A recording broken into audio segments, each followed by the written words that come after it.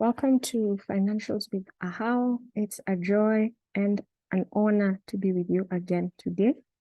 We are continuing with our series, and today I'd like us to take a break from just only speaking about money in the sense of do this, do that, but just to think through also or talk through the mindset that goes around money and some of the things we do or we could think about, we need to start to implement.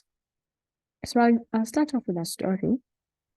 At some point in life, I saw such an interesting project. It was so big financially. And when I thought through it, I was like, I honestly don't think I can do this. Like thinking through the day-to-day of how my finances were playing out.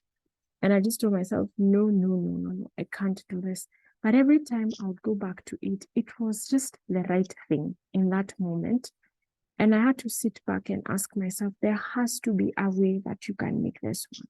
It looks like such a big sum. I was already thinking through how I'm making my finances make sense in terms of balancing off debt, in terms of balancing savings, and then the daily living expenses. So I was just like, no, this cannot be put up. But I began to have that conversation of, if I genuinely sat through everything I've been doing, looked through what I needed to adjust, why do I feel that this is too big? So first time the conversation went up like, I'm not doing this, not happening, too big. I blocked it. It came back again, and I knew in my heart of hearts, having prayed about it, having just reflected on the possibility that this opportunity was bringing, and even the challenge. And I told myself, sit down, think through it, plan through it, and see if it will work. So I did precisely that. I sat down, I wrote what the amount was in terms of just clarity or wanting to know how will it play out with others. And then I began to think, what can I move where? What can come from where? How can I get this back into a certain space so that I can release these funds? Believe it or not, everything began to make sense. I began to remember funds that were in places I didn't even tend to go to all the time and check up on. I began to remember people who had said they would give me money after a certain time. I began to think through the business and the things I needed the business to do and where the finances for the business were. And then I also walked into rooms where there were conversations that were favoring my decision.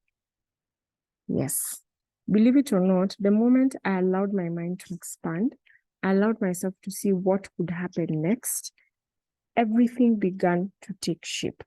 And that's the challenge I want to pose to us today, especially when it comes to finances. There are so many things that make us want to stay in a smaller league. There's a sense of security, there's this is safe enough, and there's that level of caution. And you've seen, talked about it, our budgets and all of that. But there's always a space where we have to push ourselves. We can get so comfortable in the budget, comfortable in the daily expense we can handle, comfortable in the place we live, that we don't get to the place of saying, let me push myself. What's the next level that I can move up to? And that's going to be key. If we are going to continue in our making wealth journey, it's going to be key to push us up to the next level. And it's not without wisdom. It's not without taking time to think, but it's just telling ourselves, could I take the challenge upwards? Could I take the challenge in this direction? I know it sounds easy when it's spoken, and it's going to look different for each of us, but it's something I encourage us to do. In the next 3 months, in the next 6 months, in this financial year, or in the different periods you're using to plan yourself, pose a challenge. How can I move up?